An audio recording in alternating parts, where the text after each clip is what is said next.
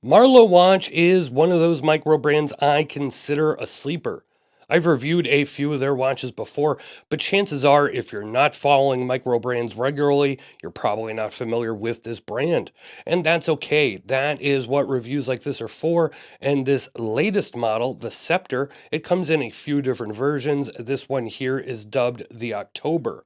This watch is a little bit of an anomaly. It's not exactly a dive watch, even though it's rated to 200 meters, and it does have a rotating bezel, but I think I would put it more in the sport watch category that can handle water, but definitely not one I would take diving, if I actually dived at all.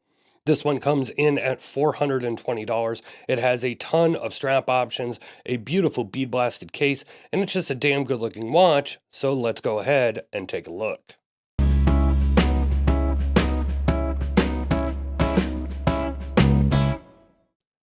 On screen, you will see all the specifications, but let's go ahead and talk about this design first. The overall case shape is very similar to their Solent model, and this is probably the most rugged watch that they currently produce. Now, there are four different versions, this October one taking inspiration from Soviet submarines. The dial color, we'll talk about that more in a bit, but it's kind of a grayish black hue. And then you see the periscope sights, similar to what you would see out of a submarine. It's subtle, but it's there. Now there's a Commander one, which is blue, an all black edition, and the Agron, if I am pronouncing that right. I'm probably not, but that one is a white dial. The other dials all match. This is the only one with the periscope sight dial. The case combined with the lugs has a sloping effect, and this is not exactly a thin watch, not in dimension or appearance, but it's not a chunky monster either. The bidirectional rotating bezel is thin, and the only bit of color is that orange pip, but the bezel itself is where it's at. That turbine grip bezel really helps to make this case and makes this watch stand out, and of course it's very easy to grip even though the bezel is not overly thick sitting off of the case. The crown is almost 7 millimeters at 6.7 millimeters. It's nice and large and it sticks out from the case. It's easy to grip. And you'll notice the concave front part of the crown is brushed with the Marloe logo. And the only other part of the case that is brushed steel is the caseback. Everything else is blasted. I love the feel of the crown and the look is fine, but I do wish they could have incorporated that turbine style grip to the crown as well. Even with the periscope cardinal point dial, this is a very clean and easy to read dial, and yes, this dial color is a little strange. At times it can almost look dark brown, at other times black, and other gray. It is a matte texture, and the black and white hands really pop against this dial. The orange accents complement it well, and above the dial is a silver chapter ring with the seconds track. Now, what's interesting is the little marker plots are actually floating markers that are above the dial and below the chapter ring. It's a unique look and not just a simple dial, and you wouldn't think to see that for a watch under 500 bucks. Above that dial is a beautiful domed sapphire crystal that has a blue internal AR coating, and that blue coating also affects the look and color of that dial as well.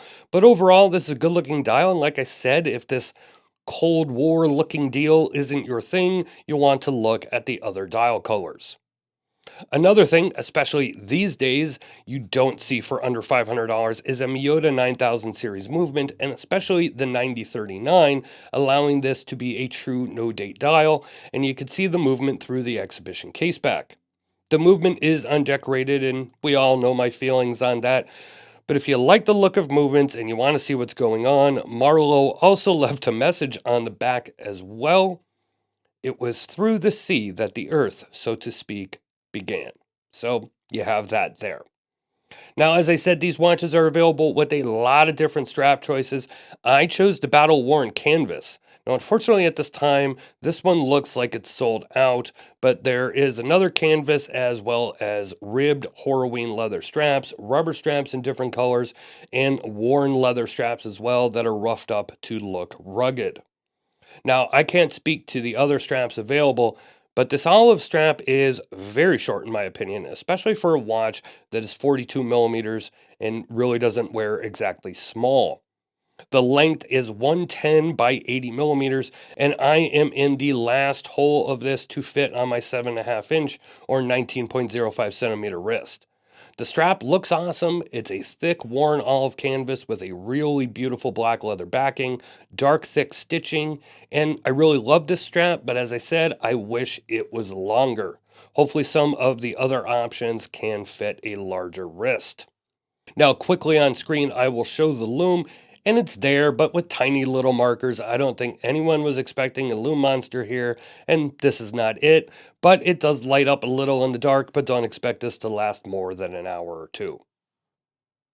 I think Marloe makes a great watch. They have a lot of different models these days, mostly in the very affordable range, though some of the Atlantic and Pacific models, which do look very different than this Scepter, are in the $700 and $1,000 range, which in the world of watches, most would still find very affordable. I think this piece is pretty cool. It's rugged, it's nicely sized in my opinion.